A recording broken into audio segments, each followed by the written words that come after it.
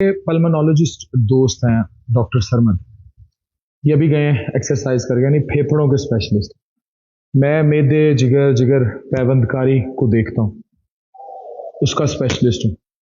और एक कार्डियोलॉजिस्ट, दिल के डॉक्टर मेरे बहुत अच्छे दोस्त हैं, जो यहीं उनसे दोस्त हुई।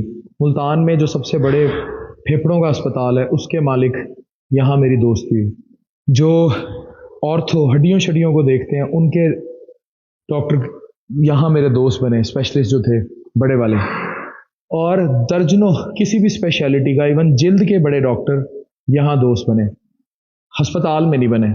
ये कहने का मकसद सिर्फ इतना है कि इतनी किताबें पढ़ने के बाद, तालीम हासिल करने के बाद, एक्सपोजर के बाद, मुख्तलिफ मुल्कों की, मुख्तलिफ लोगों की, मीडिया की, ई कॉमर्स की, एक कंक्लूजन तो पक्का है कि अगर ज़िंदगी चाहिए तो आपको नेचुरल फिजिकल एक्टिविटी किसी भी तरह, चाहे सुबह उठ के वॉक कर लें, चाहे बेगम का रात हाथ पकड़ के घंटा चल लें, बच्चों को टाइम दे लें, नींद, इससे बढ़ के कुछ नहीं है।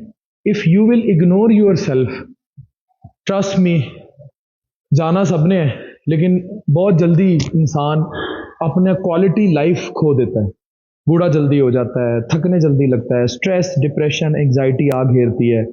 सो सोल्यूशन पूछते हैं, this is the solution in any form.